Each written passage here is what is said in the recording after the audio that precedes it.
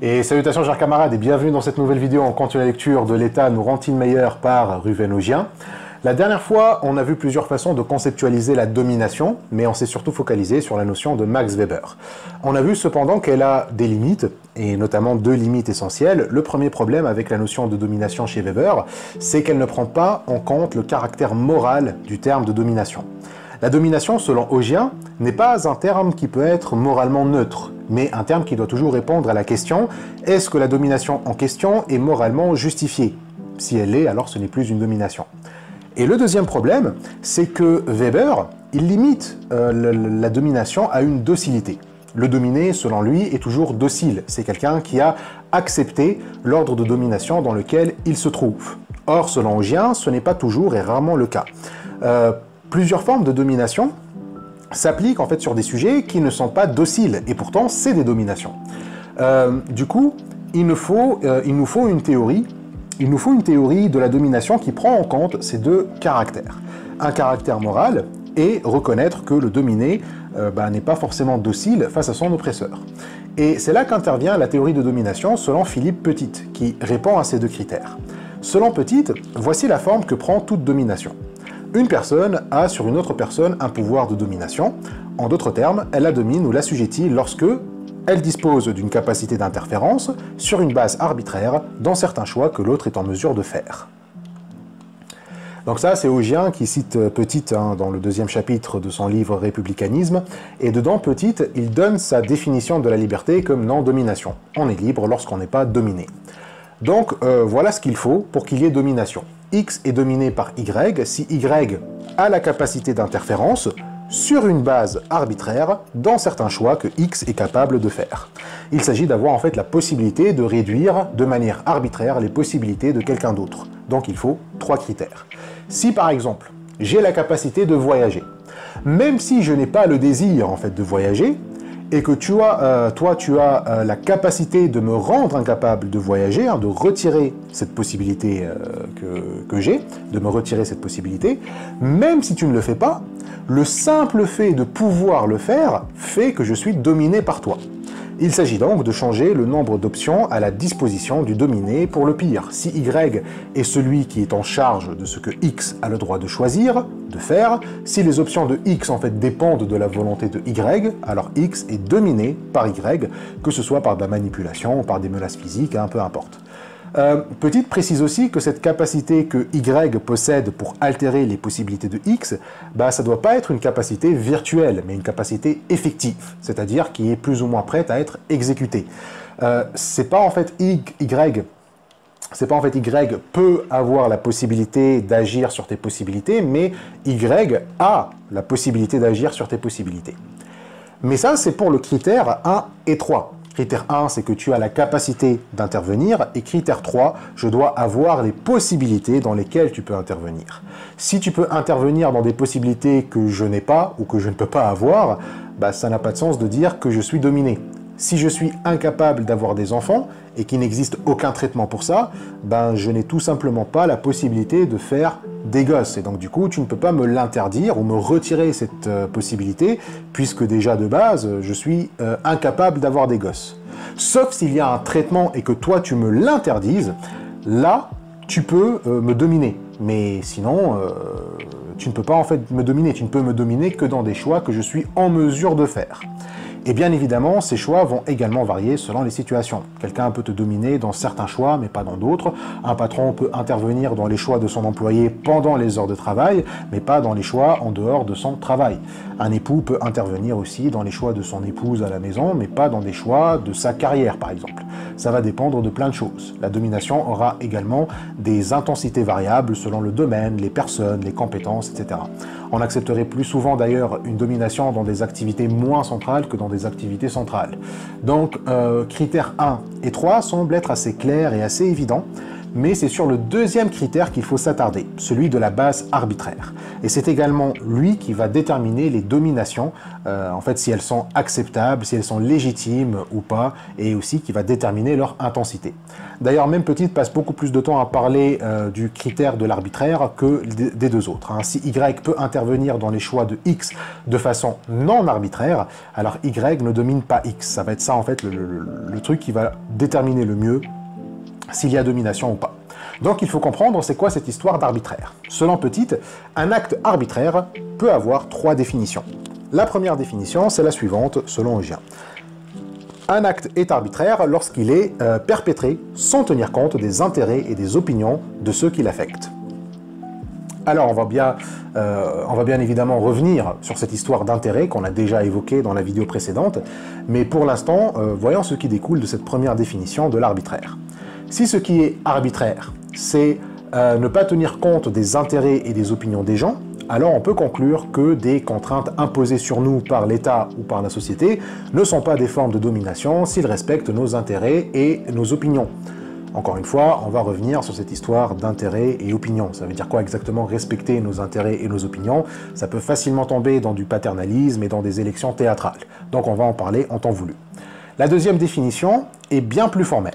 Selon elle, Augien il dit, un acte peut être arbitraire en un autre sens plus formel s'il n'est pas l'effet d'une décision conforme à certaines procédures dont la légitimité est reconnue. Donc il y a des procédures dont la légitimité est reconnue. On se dit que pour prendre une décision politique, il faut passer par certaines procédures précises, parce qu'en relation aussi avec la première définition, ces procédures respectent les intérêts et les opinions des gens. Si un homme politique commence à prendre des décisions sans passer par ces procédures, et que bien sûr toute décision politique va avoir un impact sur la vie des gens, donc ce monsieur va exercer un pouvoir arbitraire sur nos vies. Il obtient de manière arbitraire la possibilité d'intervenir dans des choix qu'on est en mesure de faire. On est donc dominé. Par contre, s'il nous impose des trucs, s'il intervient dans nos vies ou qu'il obtient en fait la capacité de le faire par ces mêmes procédures reconnues, alors sa domination n'est pas arbitraire, et donc ce n'est pas une domination. Les interférences qui résultent de ces actions prendront en compte et respecteront nos intérêts et nos opinions, donc ce n'est pas une forme de domination. En gros, si on arrive à des situations d'inégalité de pouvoir induites par des compétitions équitables, électorales ou pas, donc par des procédures reconnues, on n'est pas dans une domination. Alors dit comme ça peut tout de même sembler inquiétant et il faut donner des exemples bien concrets pour bien savoir de quoi on parle ici. Après tout, on peut très bien se dire que les procédures équitables et reconnues peuvent quand même donner des situations qui sont clairement des dominations. On peut, par une procédure reconnue, se retrouver avec un tyran ou avec un dictateur qui est sans pitié envers sa population. La position d'un roi, par exemple, était due à une procédure reconnue à une certaine époque. C'est par son droit de naissance qu'on devient roi. Et ça semblait être une procédure légitime pour tout le monde.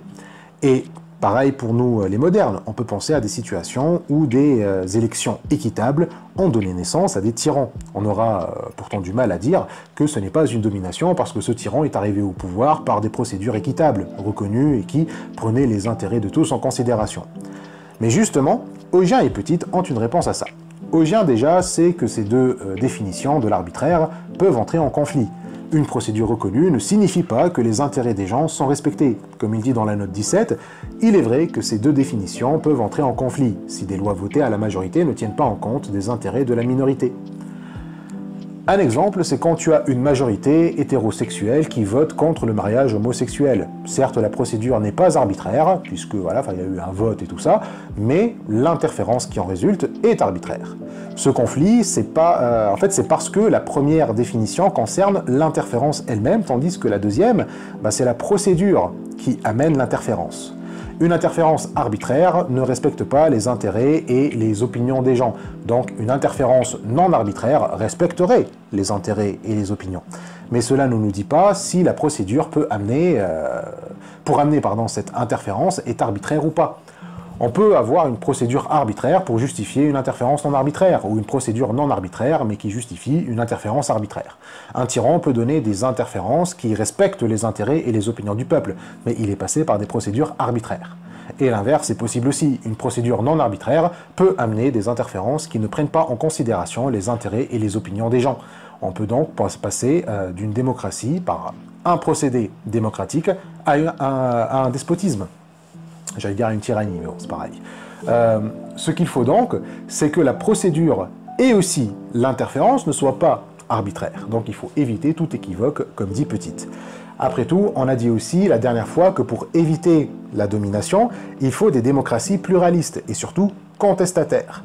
Si nous ne sommes plus en mesure de contester le pouvoir, alors le pouvoir devient arbitraire et donc devient une domination. Donc même si le pouvoir arrive par des procédures reconnues, si une fois qu'il est en place, il retire la possibilité de le contester, il est une domination, même s'il est là par des procédures légitimes. Comme dit Augien, il suit de cette deuxième caractéristique que des inégalités de pouvoir induites par une compétition équitable, électorale ou pas, ne sont pas arbitraires et ne peuvent donc pas être considérées comme des formes de domination, à moins de se transformer en situation acquise, irréversible, échappant à toute forme de contestation. Donc voilà, si vous ne pouvez plus contester, c'est-à-dire vous vous retrouvez dans des situations de pouvoir irréversibles, peu importe en fait la procédure utilisée pour le pouvoir de s'installer, même si elle est légitime, c'est de la domination. Donc un pouvoir incontestable et irréversible est automatiquement arbitraire, même s'il n'est pas arbitrairement arrivé au pouvoir. Et pourquoi? Pourquoi est-ce qu'on doit avoir la possibilité de contester? Ben, c'est là où arrive la troisième définition. De façon plus générale, pour compter comme une expression de domination, l'interférence doit détériorer la situation de celui qui l'a subie. Elle doit lui causer un tort intentionnellement. Alors, deux choses ici. La première, c'est que l'interférence, pour être une domination, elle doit détériorer la situation de celui qui l'a subie. C'est ce qu'Augien appelle un préjudice, à distinguer aussi de l'offense, mais ça c'est pas important ici. Okay, genre, on a déjà expliqué c'est quoi un préjudice et c'est quoi une offense dans la toute première vidéo dans cette série. Donc, une domination doit déjà causer un préjudice, un tort. Okay, c'est ça, un préjudice, c'est un tort. On subit un préjudice lorsqu'on passe d'une situation T1 à une situation T2, qui est pire que T1 à cause de la volonté d'une autre personne. Pire ici, en fait, c'est lorsque la situation T2 nous offre moins de possibilités que T1. Quelques exemples donnés par Petite, c'est lorsqu'un pharmacien, par exemple, refuse de te vendre des médicaments urgents bien que tu aies une prescription, ou bien qui te les vend à un prix beaucoup plus haut, ou un juge qui préfère t'envoyer en prison alors qu'il y avait d'autres sanctions acceptables, comme payer une amende ou faire des heures de travaux d'intérêt général. Ces situations, clairement, causent préjudice à la personne qui les subit. Déjà, c'est essentiel. Pour qu'il y ait domination, il faut que l'interférence rende ma situation pire, pas qu'elle l'améliore. Okay, si elle l'améliore, il faut que l'amélioration ne soit pas arbitraire non plus. Si un maître améliore ma situation par accident ou parce qu'il le voulait, ça ne retire pas le fait qu'il peut la dégrader également par accident ou par sa volonté. Dans les deux cas, ma situation reste arbitraire. Donc, même s'il ne la dégrade pas, ma situation reste potentiellement dégradable par sa volonté ou par sa négligence. Donc je reste vulnérable, ce qui est déjà une situation détériorée. Une situation qui s'améliore dans la domination reste une situation pire qu'une situation qui s'améliore sans domination. Donc, si on donne le pouvoir à quelqu'un et que par ses actions on se retrouve dans T2, on va voir la personne et on va lui dire ok, on t'a donné le pouvoir par des procédures légales, légitimes, reconnues, mais là frérot, tu fais de la merde. C'est pas pour ça qu'on t'a élu, donc tu dégages. Le fait en fait de pouvoir contester ne doit pas être un droit négociable, parce qu'il faut toujours que les situations de pouvoir restent réversibles, au cas où un préjudice se produit. Si une interférence détériore la situation de quelqu'un, et qu'on ne peut pas contester cette interférence, on est dans une situation où celui qui a commis cette interférence est libre de faire ce qu'il veut de toi. Il n'y a rien en fait qui peut l'arrêter, et donc il peut se faire plaisir avec la vie des gens. Perdre la capacité de contester le pouvoir rend automatiquement le pouvoir arbitraire. Ça signifie que si le pouvoir détériore ta situation, s'il te porte préjudice, tu ne peux plus demander justice, alors que le préjudice a été causé par des actions d'autres personnes. Ta situation là, ce n'est pas en fait comme une maladie incurable ou une catastrophe naturelle à une époque où il n'y avait pas en fait d'assurance. Non, elle a été causée par des gens qui savent ce qu'ils font. Certes, on ne peut pas contester une catastrophe ou une maladie, mais on peut et on doit contester les politiques de santé ou d'assurance. Donc une détérioration causée par une interférence est toujours intentionnelle, contrairement à des détériorations qui sont causées par des phénomènes naturels, là où tout ce qui est possible pour éviter cette détérioration a été fait. Si tout a été mis en place pour éviter cette situation, mais qu'elle arrive quand même, là on peut dire qu'il n'y a pas de domination. Mais si ta situation est le résultat d'actions humaines qu'on pouvait en fait éviter, là c'est forcément intentionnel. Même si le tyran n'a pas voulu te causer de tort, dès l'instant où on lui fait remarquer, bah là il doit se calmer. Sauf que pour lui en fait, sauf que pour le lui faire remarquer, il faut contester. S'il t'empêche de contester, bah, c'est qu'il a l'intention de ne pas savoir en fait. Donc il est responsable de ta situation. Bien évidemment, on exclut les situations causées par des accidents imprévisibles. Si je dois faire attention à ne pas causer de tort au point où ma vie à moi se détériore, parce qu'on ne peut pas faire attention 24 heures sur 24, 7 jours sur 7, si je te cause un tort, là je ne te domine pas. J'ai pris les précautions qu'on peut raisonnablement demander à un être humain de prendre, et donc du coup si je te cause quand même un tort malgré ces précautions, ben, on ne peut pas parler de domination. Et on exclut aussi les situations extrêmes où on n'avait pas vraiment le choix. Si on ne peut survivre que si lorsqu'on cause un préjudice à quelqu'un, lorsqu'on s'affronte pour de la bouffe, lorsqu'il y a une famine, ou les situations du genre, il y a un parachute pour 2 personnes, ou une bouée de sauvetage pour 2 personnes, là même si le tort est intentionnel, ce n'est pas une domination. Il y a également des situations qui ne sont pas extrêmes, mais où on ne peut pas dire qu'il y a des dominations. Petite donne des exemples où il y a des interférences intentionnelles qui peuvent détériorer la situation de celui qui l'a subi sans dire qu'il est dominé. Par exemple, il donne l'exemple suivant. Il a écrit son livre en 97, donc c'était avant les téléphones portables, hein, parce que dans cet exemple-là, il parle des taxiphones. Si j'ai besoin en fait de passer un coup de fil, mais quelqu'un occupe déjà le seul taxiphone, si j'ouvre en fait un business à côté du tien et que je te fais perdre de la clientèle, bah, ça c'est des interférences qui peuvent détériorer ta situation, mais ils ne sont pas des dominations parce que bah, ils ne sont pas immoraux. Sont pas immorales plutôt.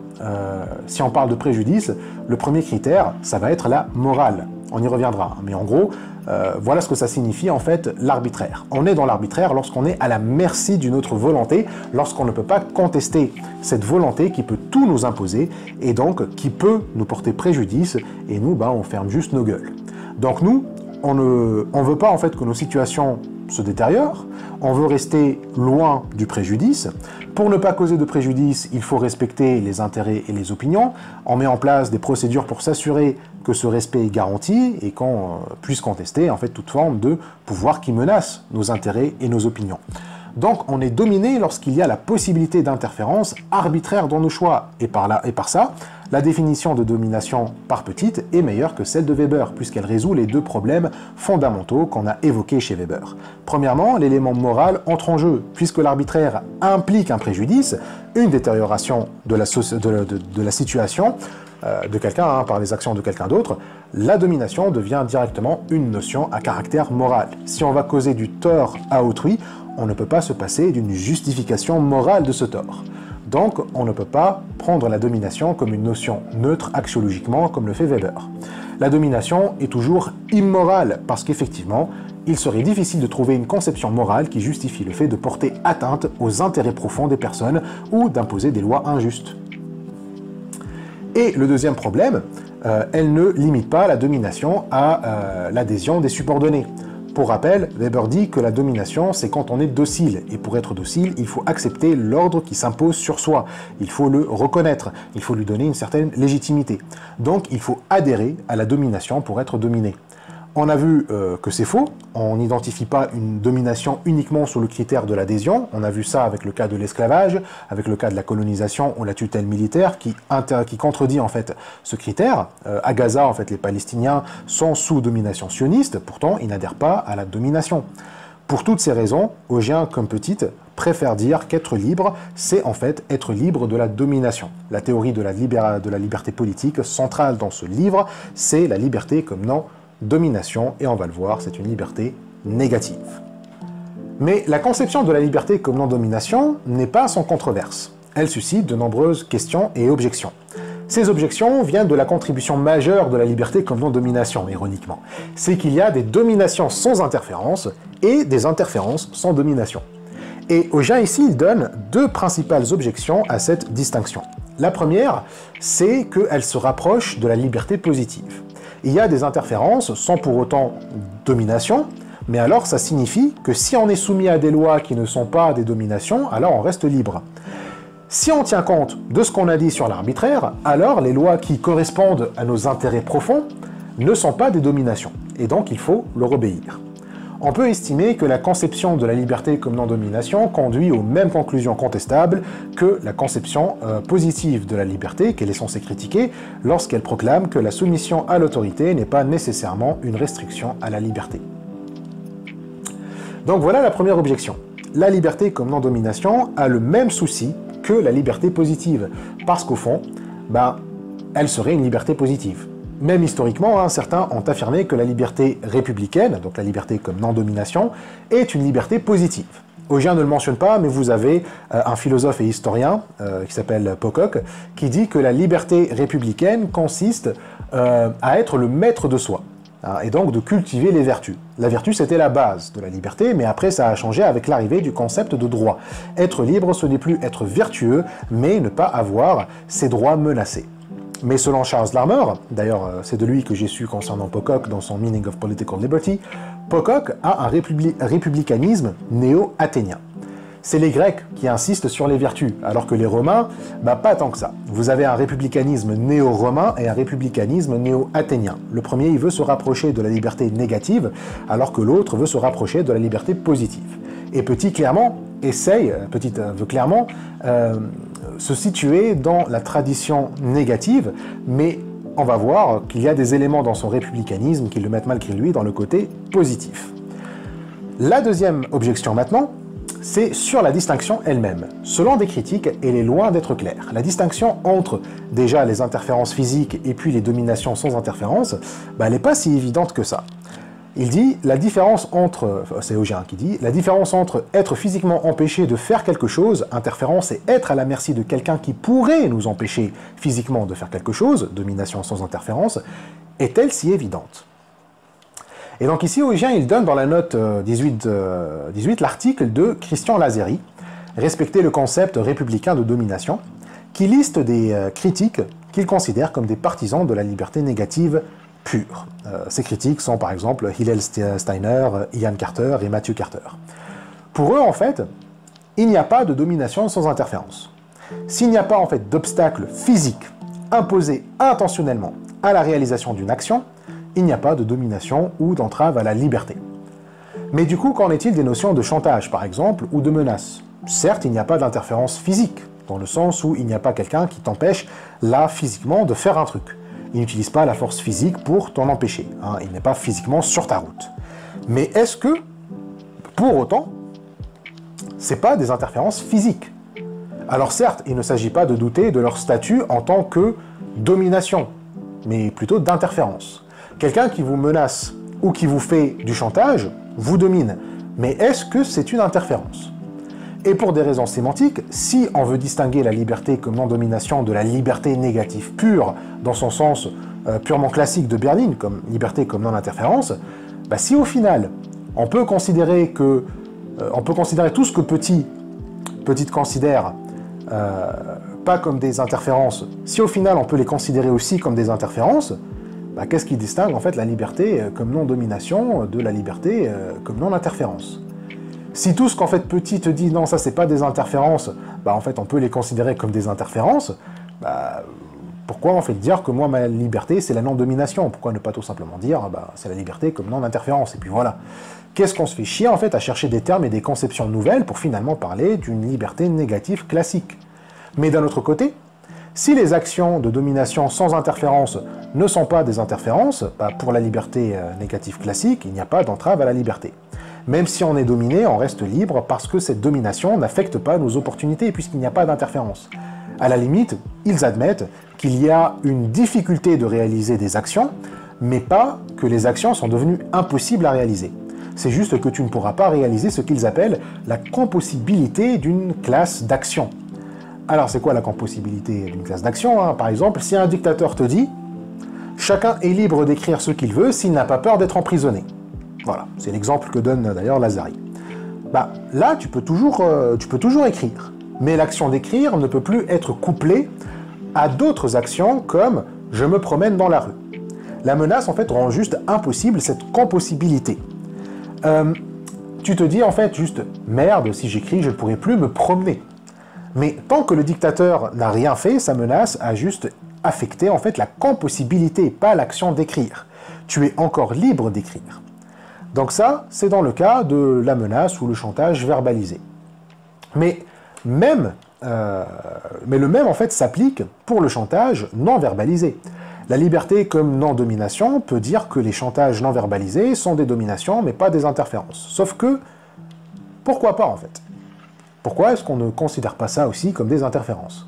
Comme avec le chantage verbalisé, on peut le considérer comme des interférences. On peut aussi le faire avec le non verbalisé. Et si on ne peut pas, bah pareil, comme avec le cas de la menace verbalisée, bah on dit bah, que ce n'est pas une interférence. Si elle ne va pas mener à une interférence, en quoi réduit-elle notre liberté? Donc voilà en gros les deux objections. Et Augien, il va regrouper 5 questions qui découlent de ces deux objections. Première question qui découle de l'objection sur la distinction est la suivante. Il dit « La théorie de la liberté comme non-domination prétend se démarquer de la conception classique de la liberté négative comme non-interférence en affirmant qu'on peut envisager des formes de domination sans interférence et des formes d'interférence sans domination. Mais ne pourrait-on pas interpréter la domination sans interférence comme une forme de menace non verbalisée ou de chantage voilé? Les menaces et les chantages de ce genre ne sont-ils pas des interférences? Donc ça, normalement, c'est bon. En quoi la liberté comme non-domination est finalement différente de la non-interférence, si tout ce qui constitue une domination sans interférence est au final une interférence. Donc, il faudrait montrer que les menaces et les chantages verbalisés ou pas ne sont pas des interférences.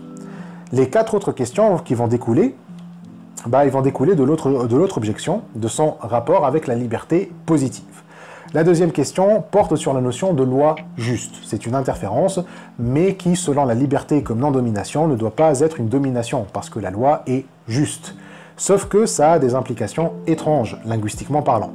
L'idée qu'il pourrait y avoir des interférences sans domination repose sur le principe que l'application d'une loi ne porte pas atteinte à notre liberté. Ce principe implique qu'une personne emprisonnée en vertu d'une loi supposée juste devrait dire que ce n'est pas du tout une atteinte à sa liberté, ce qui pose certainement des problèmes linguistiques et conceptuels. Ne serait-il pas plus correct de déclarer qu'elle est atteinte, que c'est une atteinte justifiée à sa liberté? Donc Augien mentionne ici Thomas Hobbes, le chapitre 21 du Léviathan, qui est le chapitre sur la liberté des sujets devant le souverain, et au début du chapitre, Hobbes, il dit que lorsqu'on commence à appliquer le terme liberté à autre chose que des mouvements concrets, on fait des abus de langage, comme ici. Quelqu'un d'emprisonné, c'est quelqu'un dont les mouvements sont restreints, donc même s'il est là à cause de lois justes, on ne peut pas dire qu'il est libre.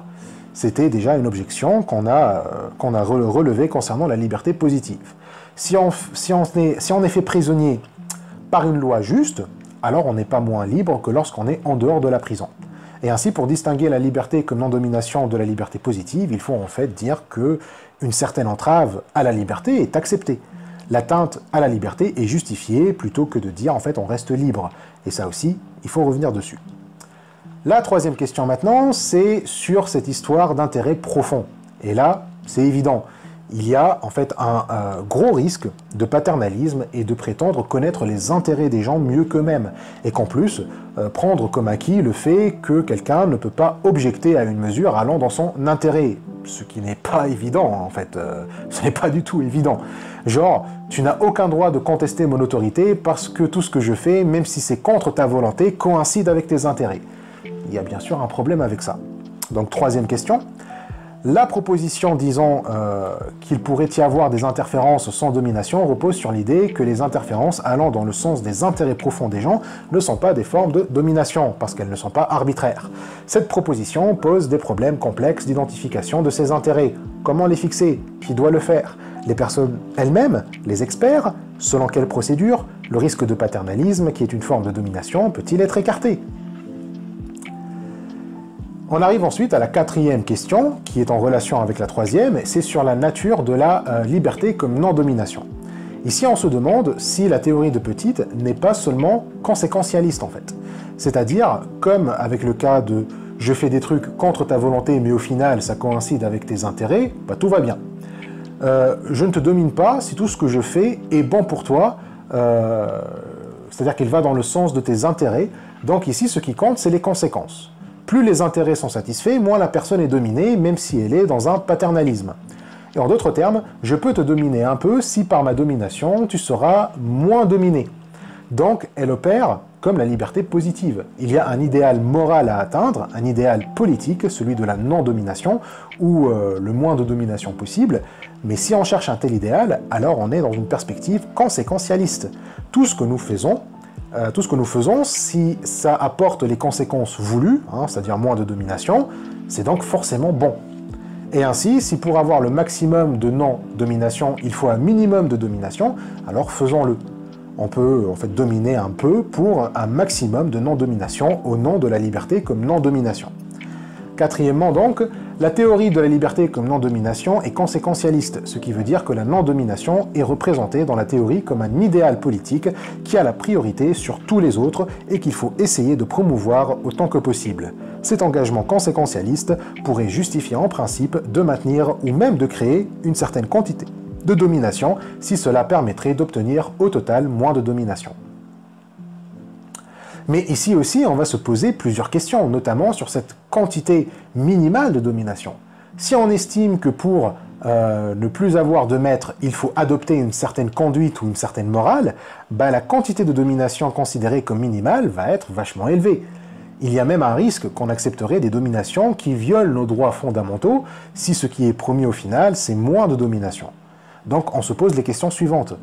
La théorie de la liberté comme non-domination admet-elle qu'une certaine quantité de domination pourrait être justifiée si elle contribuerait à diminuer la somme totale de domination? Quelle quantité exactement? Comment la mesurer? D'après son intensité, c'est-à-dire le degré d'impunité du dominant, d'après le nombre de domaines qu'elle recouvre, au travail, dans la vie familiale, dans l'éducation et la formation. La théorie admet-elle qu'on pourrait porter atteinte à des droits fondamentaux, comme ceux de ne pas être torturé ou de ne pas être puni quand on n'a commis aucun crime, si une augmentation de la somme totale de non-domination en résulterait? Et donc, selon Petit, en fait, dans la note 20, c'est le common knowledge, le sens ou le savoir commun, j'imagine en français, ça va être comme ça, qui va déterminer ses intérêts. Mais bon, la notion de sens commun est très problématique. Et enfin, la dernière question, ça va être la question la plus importante et qui va avoir sa propre vidéo la semaine prochaine. Dans la théorie de la liberté comme non-domination, le concept de domination fait référence à plusieurs types d'actions différentes. L'asservissement, la persécution et l'élimination. C'est une source de confusion. Donc, celle-là, on va vraiment en fait la garder pour la prochaine fois. Dans cette vidéo, on va juste en fait répondre aux 4 premières objections, à commencer par la question sur les menaces et le chantage. Est-ce que c'est des interférences ou pas? Commençons avec la première question, celle de la distinction entre domination sans interférence et l'interférence. Est-ce que les menaces non verbalisées sont des interférences? Alors, ceux qui défendent la liberté comme non-interférence disent que soit ce qui constitue une domination sans interférence est aussi une interférence, ou soit ça ne l'est pas, et donc soit c'est pas une domination, soit elle n'entrave pas la liberté de celui qui l'a subie. En fait, selon Petit, le fait que nous dépendons de la volonté d'un maître, même lorsqu'il n'intervient pas directement dans nos choix, et nous laisse la possibilité de faire ce que nous désirons, on cesse aussi d'être libre. Donc, même si on a une menace non verbalisée, même si ce n'est pas une interférence, c'est une entrave à la liberté. Donc il y a domination sans interférence. Ceci en fait n'a pas de sens selon les partisans de la liberté négative pure. Pour eux, cette domination n'a aucune conséquence pratique sur notre liberté, et donc elle ne peut pas être une entrave ou une atteinte. Si la menace n'a jamais été verbalisée, elle ne peut pas avoir d'impact sur ma liberté, puisque je vais agir dans l'ignorance que j'ai été menacé.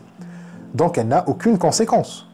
Pour répondre à cette objection, on peut prendre une attitude déontologique et dire qu'en fait on s'en fout des conséquences. Le fait d'être dépendant, même si ça produit des conséquences positives ou ça n'a pas de conséquences, bah, ça reste un mal en soi et donc du coup il faut s'en débarrasser.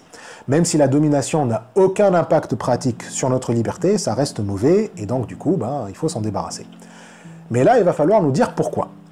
Mais heureusement, les partisans de la liberté comme non-domination ne choisissent pas cette voie de la déontologie pour répondre. Ils vont plutôt essayer de justifier leur position en parlant des conséquences. Sauf que quel genre de conséquences on a lorsqu'il n'y a pas d'interférence? Et Lazari, en suivant Petite, en donne plusieurs. C'est des conséquences qui vont être cognitives, psychologiques ou émotionnelles plutôt que physiques. Selon Lazari, le fait d'avoir un maître, même qui n'intervient pas dans nos vies, bah ça va avoir des conséquences sur notre esprit. Donc une menace non verbalisée aura des conséquences quand même. Un maître peut agir sur les croyances des individus et donc les amener à abandonner des possibilités qu'ils sont en mesure de faire. Ici, le maître peut agir par influence, tout simplement. Un gourou, un maître religieux ou nobiliaire ou patriarcal peut exercer une influence qui a des conséquences sur l'estime de ses sujets. Certains peuvent, par exemple, se désister de leur capacité de choisir en référant toute décision à prendre au maître, puisqu'ils se considèrent comme inférieurs et donc ils vont agir en conséquence, genre en perdant toute confiance dans leurs propres capacités. Et puis, il y a des cas de harcèlement moral au boulot, ou même dans la famille, où un parent conteste toutes les décisions que tu prends ou critique ton travail de façon exagérée. Et donc du coup, tout ça n'implique pas vraiment d'interférence, mais ça a clairement des conséquences sur le dominé. Donc, être dépendant, selon Lazari et Petite, a des conséquences sur les gens, notamment sur leur motivation. Comme le dit Augien, le simple fait de savoir que le maître pourrait intervenir conduit le subordonné à adopter une attitude de servilité et d'autocensure. Il renonce de lui-même à certaines actions qu'il aimerait accomplir, mais dont il craint qu'elles ne puissent irriter le maître, le sortir de sa léthargie ou de sa bienveillance. Donc c'est ce que dit en fait Petite, toujours dans le deuxième chapitre de Républicanisme, cette fois dans Domination sans interférence. Il dit que le dominé va toujours agir dans le sens du maître, parce qu'il dit qu'il ne connaîtra pas la sensation, enfin l'esclave ne connaîtra pas la sensation psychologique d'être l'égal du maître. Leur position psychologique, par défaut, ça va être la peur et être tout le temps en fait sur ses gardes. On n'a pas l'égalité subjective, comme l'appelle Petite. Le maître lui-même n'a même pas besoin de proférer des menaces explicites ou verbalisées pour que ses subordonnés fassent ce qu'il veut ou d'employer la force pour sanctionner les récalcitrants. Les subordonnés ne feront rien par eux-mêmes qui puisse aller à l'encontre de sa volonté de toute façon.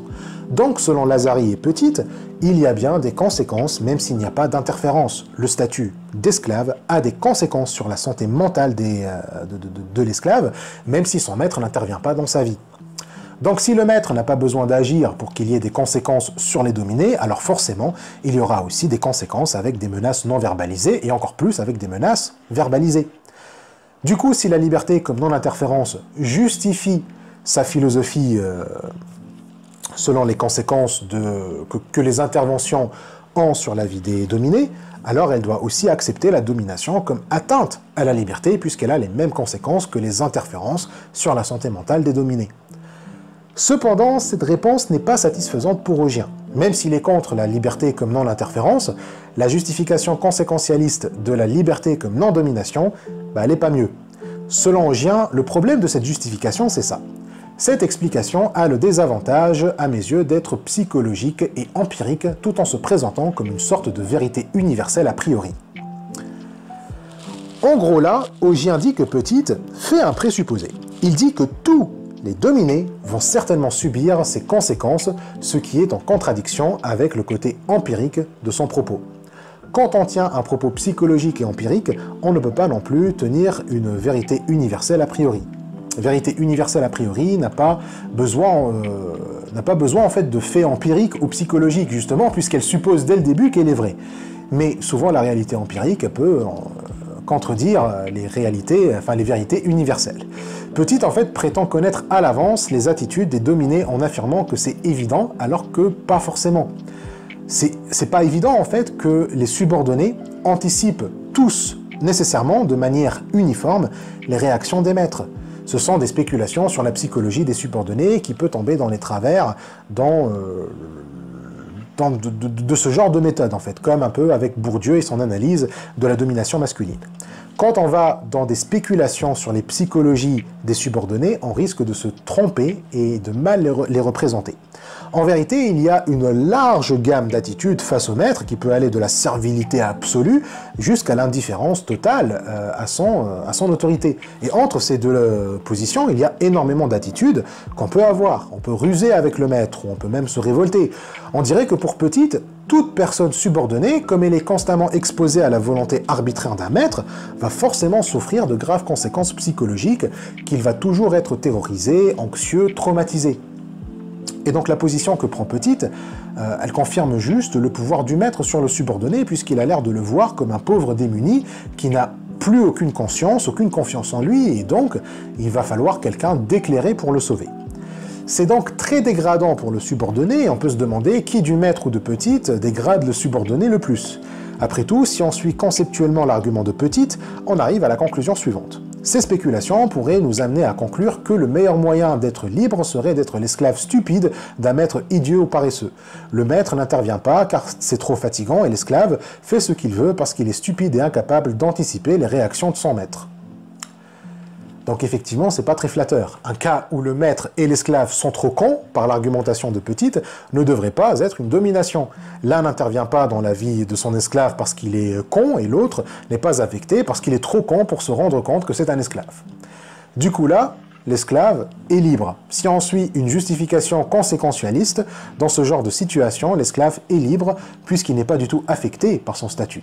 Sauf que, c'est pas suffisant. Déjà parce qu'on est parti à la base d'une analyse conceptuelle de la domination et non pas d'une analyse empirique sur les conséquences. Il serait donc étrange que Petite diverge de tout, de type d'analyse tout d'un coup. Le but en fait de Petite, c'est de dire qu'une théorie de la liberté politique qui ignore les interventions potentielles des maîtres est insuffisante. On est d'accord, mais il partait d'une analyse conceptuelle pour ça. Du coup, c'est étonnant qu'il va en fait choisir comme pivot de cette analyse des spéculations psychologiques et empiriques.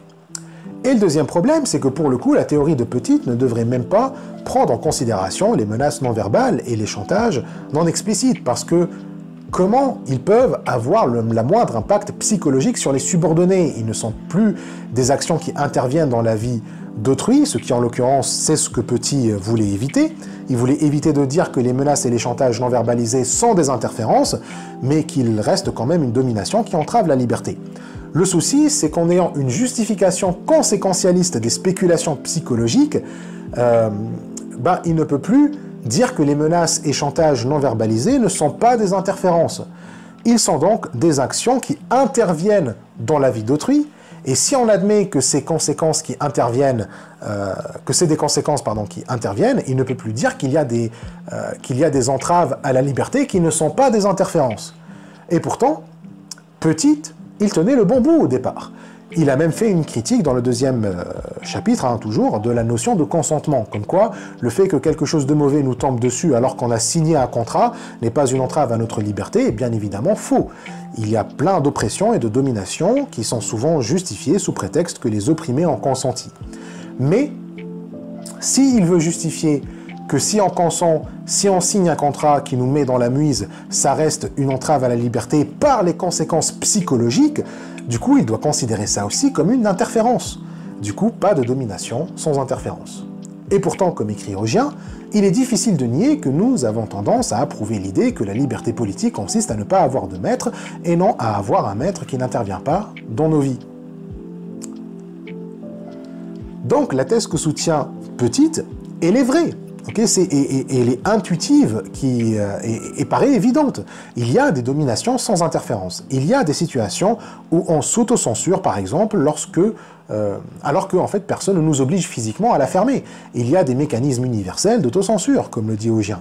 Du coup, comment on peut les expliquer sans devoir passer par des spéculations sur l'état psychologique des gens, puisqu'il faut aussi démontrer que ces états sont causés par d'autres personnes. Et si on le fait, ça devient des interférences. Donc, il faut éviter les spéculations psychologiques. Et est-ce que pour le coup, on va prendre une voie déontologique alors qu'on a dit que la non-domination suit une perspective conséquentialiste. À moins que Petit a un autre argument conséquentialiste qui ne passe pas par les spéculations psychologiques. Et selon Gien, Petit, il en a un.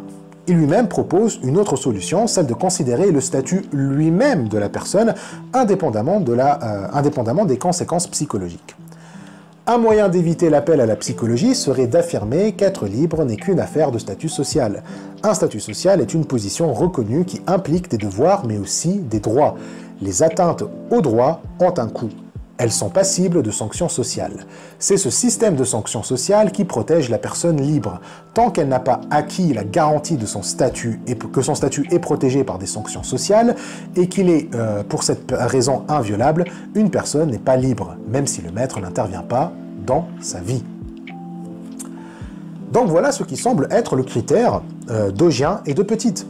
On considère que quelqu'un n'est pas libre, non pas à cause des interférences ou des conséquences psychiques, mais tout simplement parce que son statut social ne lui donne aucune garantie que ses droits sont protégés. Un esclave, en fait, c'est quelqu'un qui a des devoirs envers son maître, mais qui n'a pas de droits. Ainsi, son maître est à l'abri de toute sanction sociale, ou alors les sanctions en place ne protègent pas les droits ou tous les droits fondamentaux de la personne esclave. On peut certes en fait sanctionner un maître qui maltraite son esclave, mais la sanction est souvent une blague comparée à ce que l'esclave subit de la part du maître. Du coup, même si le maître n'intervient pas dans ta vie, le fait que l'esclave en fait est dans un statut social qui ne lui donne aucune protection pour ses droits, bah, c'est suffisant pour dire qu'il n'est pas libre. Du coup, Petit, en fait, il présente deux idées qui sont un peu en tension. En fait, d'un côté, il y a les spéculations psychologiques et de l'autre, il y a le statut social. Et chacune de ces idées, en fait, se base sur un point de vue différent qui, en fait, les deux points de vue sont irréconciliables.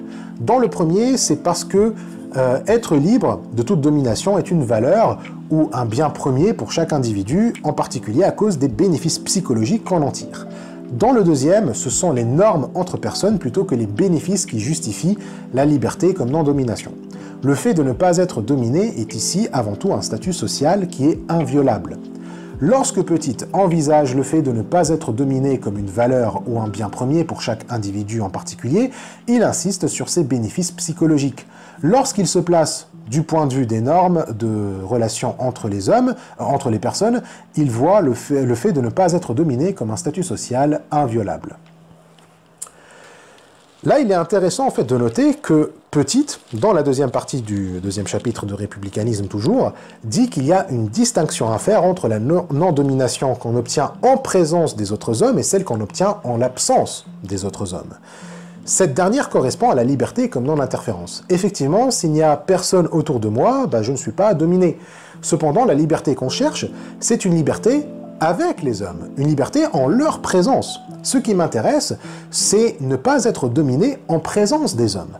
Petit, en fait, contraste ce genre de liberté qui est républicaine, qui s'inspire de la tradition romaine de la liberté. Libertas is civitas, la liberté est civile. Elle se manifeste dans la société civile, dans la chose publique. Il contraste ça avec la liberté naturelle, qui est vénérée par les penseurs du XVIIIe siècle. Liberté comme non-interférence, c'est une liberté en l'absence des hommes. Celle qu'il défend, c'est une liberté qui dit qu'un individu doit avoir un statut égal aux autres hommes avec qui il vit. Personne ne peut avoir un statut supérieur qui domine un autre ou qui réduit un autre à un statut inférieur. En d'autres termes, selon Petit, le statut social inviolable est bien primaire. Un bien primaire ou primary good est une notion qu'il emprunte à John Rawls. Vous le trouverez dans la troisième partie du deuxième chapitre. Un bien primaire est un bien que tout le monde a des raisons de vouloir, même si personne n'a le désir de l'avoir. La santé, par exemple, est un bien primaire. Même si je ne désire pas être en bonne santé, je ne désire pas en fait la bonne santé, ou d'ailleurs tendance à désirer ce qui nuit à notre santé, mais j'ai quand même de très bonnes raisons de vouloir une bonne santé. Pareil avec l'éducation et plusieurs autres biens primaires. Ce sont des biens qui sont absolus et inviolables parce qu'on a tous des bonnes raisons de les vouloir. Le statut de ne pas être dominé en est un. tout le monde a un intérêt profond, hein, si vous préférez un autre terme, d'être libre de toute domination. C'est donc un bien primaire. Mais comme on a dit, ces deux idées sont en conflit parce que, au final, Petit défend une conception d'ensemble de la liberté politique qui est conséquentialiste. Et le souci avec le conséquentialisme, c'est qu'il ne reconnaît en principe aucun droit absolu ou inviolable. Si le statut social recherché par Petit est un statut inviolable, il l'érige en fait en un statut absolu. Sous aucun prétexte, on peut violer ce statut parce qu'il est relié à des droits eux-mêmes absolus ou inviolables. Pour le conséquentialiste, en fait, rien ne peut être absolu. Ce qui compte, c'est les conséquences. Si on a de meilleures conséquences à violer les droits de quelqu'un, alors on n'a pas de raison de ne pas le faire d'un point de vue conséquentialiste. Du coup, c'est la première justification, celle des spéculations psychologiques, qui a le dessus ici, puisqu'elle fournit une base de justification pour le conséquentialisme. Pourquoi on va contre les droits ou pourquoi est-ce qu'on les protège pour protéger les droits de X? Parce que ça a des bénéfices psychologiques pour X. Donc avec les notions de statut et de droit inviolable ou absolu, c'est plus difficile de justifier ça avec un conséquentialisme. Mais ça ne veut pas dire qu'on doit abandonner cette histoire de statut, juste qu'on doit encore parler du conséquentialisme, et ça c'est prévu dans la 4e question. Du coup, est-ce que les menaces non verbalisées sont des interférences? Suspense. Passons maintenant à la 2e question. On a vu pour la domination sans interférence, ce qui, selon Petit, ce qui peut justifier sa thèse, c'est à la fois les bénéfices psychologiques et le statut social. Mais on a vu qu'il y a des soucis pour chacune de ces justifications, si elles restent en tout cas dans un paradigme conséquentialiste. Maintenant, on passe pour la question des interférences sans domination. On a dit que là, ça concerne cette histoire de lois qui sont justes. Les lois sont bien évidemment des interférences dans nos vies, mais si ces interférences sont justes, ils ne constituent pas d'entrave à la liberté. Et ainsi, la soumission aux lois justes, c'est-à-dire non arbitraires, qui vont dans le sens de nos intérêts profonds, est synonyme de liberté. Être libre, c'est être soumis à des lois justes. Petit en fait défend clairement cette idée dans la partie interférence sans domination dans le 2e chapitre. Selon lui, un parlement, un flic ou un maton de prison, un juge, tout ça, ils interviennent dans la vie de quelqu'un, clairement, mais ne dominent pas cette personne parce que leur interférence ne peut pas être arbitraire. Les actions et décisions que ces agents peuvent prendre sont eux-mêmes soumis à des restrictions et des limites faites pour empêcher toute domination. Et ainsi, il dit qu'on n'est pas obligé de choisir la liberté selon Hobbes, pour qui toute interférence est une entrave à la liberté, jusqu'au Hobbes dit qu'il y a des moments où l'entrave à la liberté est justifiée. Il met des limites, genre lorsque le souverain t'ordonne de te tuer, tu n'as pas à l'écouter. Mais sinon, pour Hobbes, il y a des entraves qui sont justifiées et qui ne sont pas compatibles avec la liberté. Selon Petit, par contre, on peut trouver des alternatives au modèle hobbesien qui introduisent un certain contrôle arbitraire, une certaine domination des systèmes qui sont plus ou moins autoritaires, et ces systèmes de loi sont compatibles avec la liberté jusqu'à un certain degré. Petit, en fait, lui, dit qu'on peut avoir des systèmes de loi qui ne sont pas du tout arbitraires, du moins en principe. Ils sont entièrement non dominants et compatibles avec la liberté. Ils sont des lois qui empêchent toute domination potentielle et réduisent la non-liberté. Un système de loi non arbitraire, quoi. Mais, comme le soulève Vosgien, c'est quand même un emprunt de certains éléments de la liberté positive qu'on a là. Et du coup, cette conception, selon Petit, va être vulnérable aux mêmes objections qu'on a fait à la liberté positive.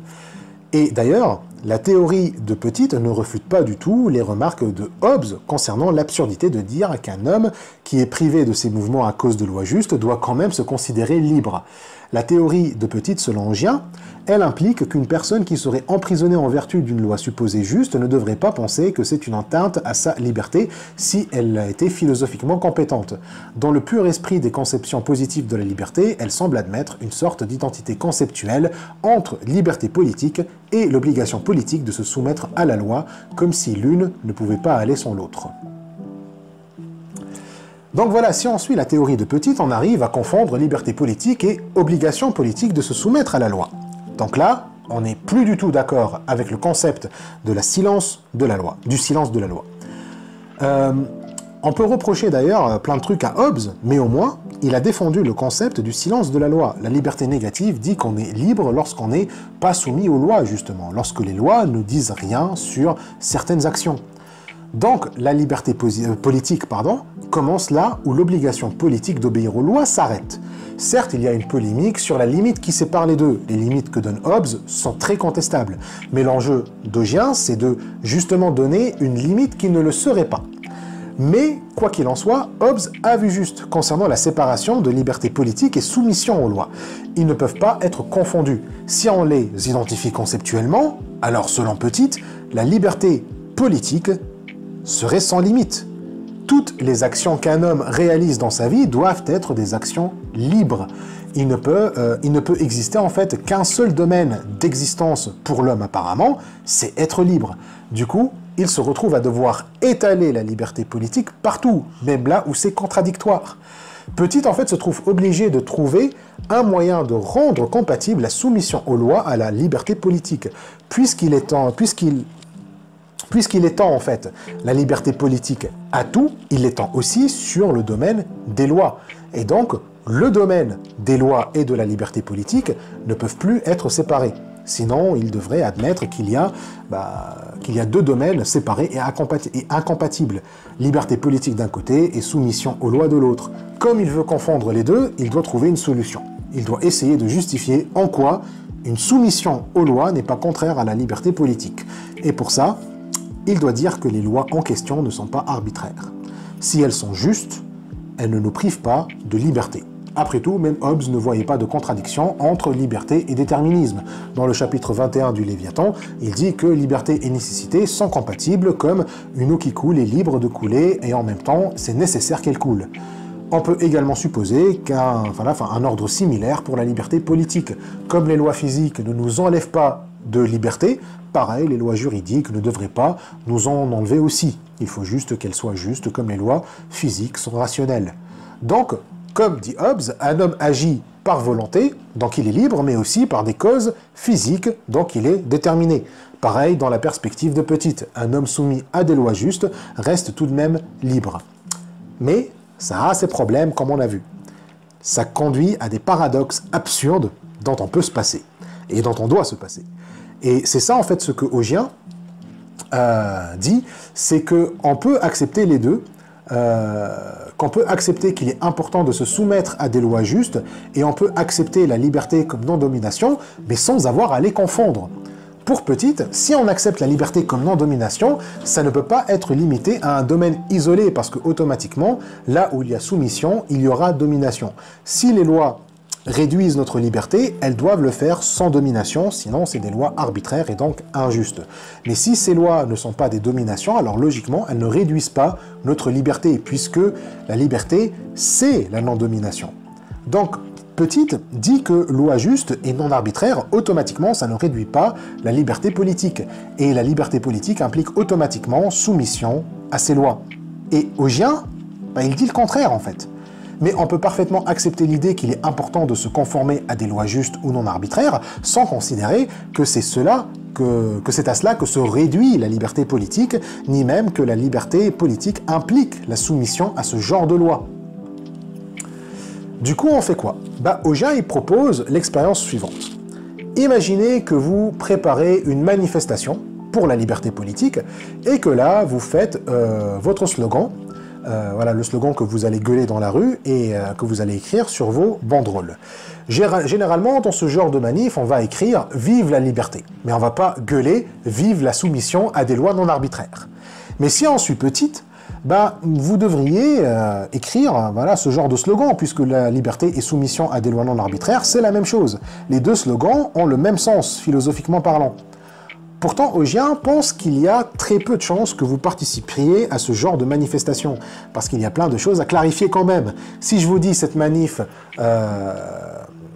si je vous dis cette manif c'est pour la soumission à des lois non arbitraires, et si je vais à cette manif et j'entends gueuler « Vive la soumission à des lois non arbitraires » et tout ça, normalement, normalement, en fait, je devrais me dire, oula, qu'est-ce qu'on veut dire par loi non arbitraire, en fait dans quoi est-ce que j'ai foutu les pieds, en fait, si je pars dans une manif et que j'entends ça? C'est quand même une notion qui est loin d'être déterminée. Et on ne sait pas si... on ne sait pas, en fait, qui c'est qui les fixe, ces caractères non arbitraires. Okay, c'est selon qui, en fait? C'est selon quoi? Et donc, le philosophe Christopher McMahon a fait une critique de la philosophie de Pettit sur ce point dans un article « The Indeterminacy of Republican Policy », en français, l'indétermination de la politique républicaine. Pour McMahon, tout le républicanisme ne peut pas déterminer ce qui est arbitraire ou non arbitraire, ou quelle politique le gouvernement devra adopter. La liberté comme non-domination sert à mettre une limite à l'action de l'État, certes, mais aussi aux actions entre les gens. Il ne faut pas en fait que les gens se mettent à se dominer les uns les autres. Donc toute loi non arbitraire doit contribuer à réduire la domination entre les gens aussi, pas seulement la domination de l'État. Mais cette domination ne peut pas être particulière. On ne peut pas faire en fait une loi qui réduit la domination pour Ismaïl spécifiquement. Du coup, une loi doit réduire la domination pour tout le monde. Donc, elle n'est pas arbitraire. Elle n'est pas arbitraire en fait. Elle n'est non arbitraire que si elle détermine l'intérêt commun, pas juste celui d'Ismaïl. Si un groupe est sous une domination, il doit demander à travers une procédure contestataire qu'on retire la domination en question.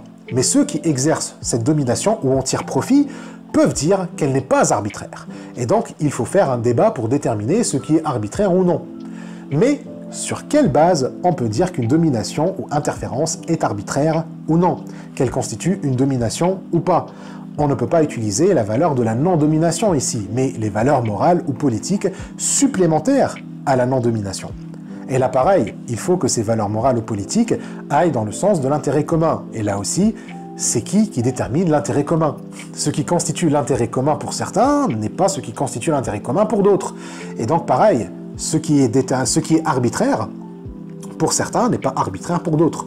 Comment on peut donc arriver à être d'accord sur la façon de fixer le caractère non arbitraire des lois? Ce qui est sûr, c'est qu'on ne va pas obtenir des réponses satisfaisantes pour tout le monde.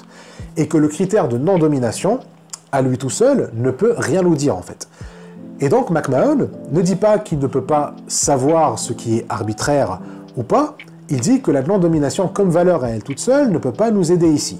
Et comme on va le voir par la suite, le fait que c'est compliqué à établir ne veut pas dire que c'est impossible à établir, mais plutôt qu'on ne peut pas se presser d'affirmer que la liberté est automatiquement l'obéissance à des lois non arbitraires. Si on dit liberté politique égale soumission à loi non arbitraire, alors il faut se demander si le processus entier d'établir si une loi est arbitraire ou non correspond à une liberté politique ou pas. Le processus d'élaborer la loi, par exemple, et de savoir si arbitraire ou non est en dehors de la loi. Si on suit Pettit, en fait, ce processus ne peut pas être une liberté politique, ce qui est étrange. Autre raison, en fait, qui peuvent rendre des gens sceptiques par rapport à ce slogan, c'est qu'ils estiment qu'on ne peut pas vouloir ou revendiquer la soumission à des lois arbitraires comme on revendique la liberté politique. Je veux la liberté politique et je veux me soumettre à des lois arbitraires n'ont pas la même signification en termes de revendication. La deuxième ressemble énormément à un contenu positif qu'il faut expliciter, alors que la première non. On peut en fait reprendre l'objection qu'on a faite à la liberté positive lorsque des esclaves revendiquent la liberté. L'esclave qui hurle « je veux la liberté », c'est différent de celui qui hurle « je veux me soumettre à des lois non arbitraires ». Dans le premier, il demande juste à être libéré d'un maître ou de la servitude uniquement, il ne propose pas d'alternative à l'esclavage, juste que ça cesse. Dans le second, il demande un contenu positif très difficile à déterminer. Il ne demande pas en fait que les lois arbitraires cessent, mais qu'on les remplace par des lois non arbitraires. En gros, il demande une obligation à suivre. Il y a là un énorme souci sémantique, parce que ça implique énormément de choses, de dire en fait qu'on est soumis à des lois arbitraires. Clairement, en fait, des lois arbitraires, c'est des lois qui sont imposées par des personnes pour satisfaire leur volonté à eux. Je suis victime d'une loi arbitraire lorsque cette loi exprime une volonté autre que la mienne et qui ne prend pas en considération mon intérêt, mon opinion et qu'en plus je ne peux pas contester. Des lois en fait faites par un dictateur ou des politiciens corrompus sont arbitraires comme des lois imposées par quelqu'un qui n'a que la force pour les imposer. En d'autres termes, on est sous des lois arbitraires lorsqu'on est dans ce qu'on appelle un empire d'hommes au lieu d'être dans un empire de lois. Augien donne l'exemple avec d'autres formulations qui semblent moins problématiques, comme par exemple « vive l'état de droit » ou un gouvernement de loi, non de personne. Réclamer un état de droit ou un gouvernement de loi, c'est plus concret et précis que revendiquer des lois non arbitraires. Du coup, ça se rapproche plus de « vive la liberté ». Mais on a toujours le même problème sémantique. On peut le voir facilement si c'est par exemple des nazis qui demandent ça. Des nazis pourraient parfaitement manifester en scandant un gouvernement de loi, non de personne. Personne ne penserait que ce qu'ils veulent dire par là, c'est strictement équivalent à « nous voulons la liberté pour tous » et que les deux slogans ont exactement le même sens. Donc, si des nazis disent « on veut se soumettre à des lois non arbitraires » ou « on veut un gouvernement de loi, non de personne », on sait en fait ce qu'ils veulent dire. On sait ce qu'il est... on sait en fait c'est qui en fait les personnes à qui ils font référence. On croit en une théorie du complot, que les juifs en fait sont au pouvoir et que c'est eux qui contrôlent tout, et que toutes les lois sont des expressions de volonté de juifs qui sont contre les volontés des vrais Allemands. Petite, quand ils parlent en fait d'un empire de loi ou d'un gouvernement de loi, ils parlent d'un régime constitutionnel. Mais ça c'est petite. C'est pas tout le monde en fait qui pense à un régime constitutionnel quand ils disent cette phrase. Donc clairement, les deux slogans n'ont pas le même sens. Vive la liberté et vive la soumission à des lois non arbitraires, c'est deux idées indépendantes. C'est deux slogans qui ont deux sens différents. Et donc chacune va avoir besoin d'une justification différente. Alors certes, on peut faire des liens entre liberté politique et les lois comme le droit à la participation, à leur élaboration. Il est clair aussi qu'être libre politiquement requiert une protection par la loi. Et on peut même dire en fait selon la justification qu'on peut proposer de la liberté politique, que la liberté politique en fait appelle l'obligation de se soumettre aux lois qu'on élabore, même si comme on a vu avec John Simmons, c'est pas évident non plus. Mais tous ces liens en fait, entre la liberté politique et la soumission à des liens ne sont jamais une confusion des deux. Il n'y a pas d'identité conceptuelle entre pouvoir des lois, obligation d'obéir à ces lois, et la liberté politique, comme si on doit subir les conséquences si on n'y obéit pas. Selon Augien, si on confond la liberté politique avec la soumission à des lois non arbitraires, si l'obligation est supposée a priori, alors la liberté politique est avant tout une obéissance. Certes, c'est une obéissance à des lois non arbitraires, comme on a vu, le caractère non arbitraire est indéterminé et ne peut pas être livré à une autorité quelconque, et ainsi on court le risque de ne plus pouvoir contester les lois en fait. Elles s'imposeraient automatiquement et on n'a plus qu'à assumer qu'elles ne sont pas arbitraires, probablement parce qu'une autorité nous le dit. Mais on voit bien l'arnaque. Ainsi, il ne faut pas que liberté politique et soumission aux lois soient confondues. La liberté politique est plutôt l'espace où on peut contester les lois, c'est-à-dire l'espace où la soumission et l'obéissance aux lois est mise en question. Comme dit Augien, une telle confusion interdirait toute forme de contestation des lois et de leur application par ceux qui n'ont pas le pouvoir ou qui l'ont perdu, du fait qu'ils sont la minorité par exemple dans un régime de décision majoritaire, et toute forme de désobéissance civile. Donc ça c'est ça qu'on disait tout à l'heure avec le processus d'élaborer des lois non arbitraires. Si la liberté politique c'est la soumission à des lois, arbitraires ou pas, alors si on les conteste, si on désobéit, genre désobéissance civile ou importe, on n'est plus du tout libre en fait. Mais aussi la contestation devient impossible, puisqu'on ne peut plus sortir du domaine de ces lois. En voulant étendre la liberté politique jusque dans le domaine de la loi, ce qui se passe, c'est en fait l'inverse. C'est le domaine de la loi qui s'étend sur toute la liberté politique. Et donc, du point de vue pratique, il y a plus que ceux qui ne sont pas atteints par ces lois. Ceux qui ont le pouvoir, qui peuvent se donner... il n'y a plus que ceux, en fait, qui ne sont pas atteints par ces lois, pardon. Voilà, c'est ça. Il n'y a plus que ceux qui ne sont pas atteints par ces lois, ceux qui ont le pouvoir, qui peuvent en fait se donner la capacité de contester ou d'élaborer des lois. Ceux qui perdent le pouvoir n'ont plus aucun moyen de contester ou de désobéir. Donc, pour revenir vite fait sur la discussion avec McMahon, le fait que le caractère non arbitraire des lois est indéterminable, ça ne veut pas dire que c'est impossible de dire que telle ou telle loi est non arbitraire. Plutôt, il s'agit en fait de dire, comme c'est difficile à déterminer ou à établir, il ne faut pas que la liberté politique soit confondue avec l'obéissance aux lois parce qu'on aura une impossibilité de contester ces lois. Donc même ceux qui doutent si les lois en question sont vraiment non arbitraires, ils courent le risque d'être persécutés. Ça laissera en fait le pouvoir dans les mains de certains ou d'une majorité, mais une minorité se trouve incapable de questionner le régime en place, puisque c'est le régime qui décide de ce qui est non arbitraire a priori. Et nous, si on fait partie de ceux qui n'ont pas le pouvoir, on n'a plus qu'à se taire.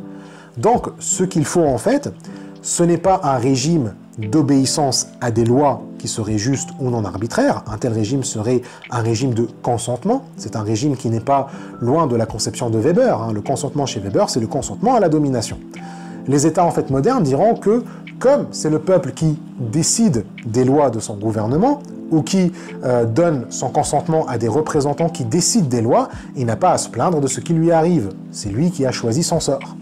Et ainsi, en fait, un régime de consentement est un régime qui prend comme a priori l'obéissance aux lois, sous prétexte qu'on a consenti à ces lois. Le non-arbitraire est ce à quoi on donne le consentement ici. Mais le consentement n'est pas l'absence de domination. Il y a d'ailleurs assez d'études féministes pour le prouver, sans forcément tomber dans des spéculations sur la psychologie et sur la psychologie des personnes dominées, quoi. Mais ce qui est étonnant, c'est que petite, on a conscience. Il est pour un régime de contestation, justement, pas de consentement. Il sait donc que le consentement ne devrait pas impliquer une obligation d'obéir, ou que le consentement n'est pas une absence de domination. À plusieurs reprises dans son livre Républicanisme, il répète que le fait de signer un contrat ne signifie pas que la personne est libre de domination. Il dit que il le dit par exemple dans le 2e chapitre, mais notamment dans la partie 2, démocratie et contestabilité, democracy and contestability en anglais. Il le dit aussi c'est dans le 6e chapitre, Republican Forms, du coup les formes républicaines. Et en fait, dès le début de la partie, il adresse ce problème de consentement en le distinguant de la contestabilité. C'est précisément dans un espace de contestation qu'une décision non arbitraire peut apparaître. Ce n'est pas dans une décision à laquelle on a consenti. Ces espaces, en fait, peuvent être des forums où le processus de prendre des décisions à la forme de négociation ou de débat, genre bargaining-based decision-making ou debate-based decision-making, c'est ça les termes qu'il utilise en anglais. Petite, en fait, préfère le débat plutôt que les négociations, parce que les négociations impliquent le consentement comme facteur final d'une décision, ce qui a des problèmes. Mais en tout cas, ça ressemble un peu à l'idéal délibératif d'Habermas. D'ailleurs, il le dit dans le chapitre que c'est une république délibérative et que la démocratie contestataire est une démocratie délibérative. Mais il insiste aussi sur le côté inclusif de cette démocratie. Par exemple, s'il y a un problème dans la représentation des femmes dans les forums, on peut imposer des quotas. Genre chaque parti doit avoir au moins 40% de femmes. Bref, comme dit Augien, le régime qui correspond le mieux aux exigences de l'idéal de non-domination comme Petite le conçoit est une démocratie de contestation et non de consentement. Or, dans un tel régime, le statut de l'obligation politique est loin d'être clair, puisqu'elle doit pouvoir faire l'objet d'une remise en cause permanente au sein d'organismes et de forums de débat continuellement ouverts. Donc on voit bien que dans un tel régime, l'obligation politique ne va pas de soi. Il faut bien un espace qui se distancie des lois, ou plutôt de la soumission aux lois, pour pouvoir les contester et remettre en cause en fait l'obligation qu'ils suscitent. Il serait absurde de dire que dans cet espace, on est plus libre ou moins libre que lorsqu'on est soumis aux lois.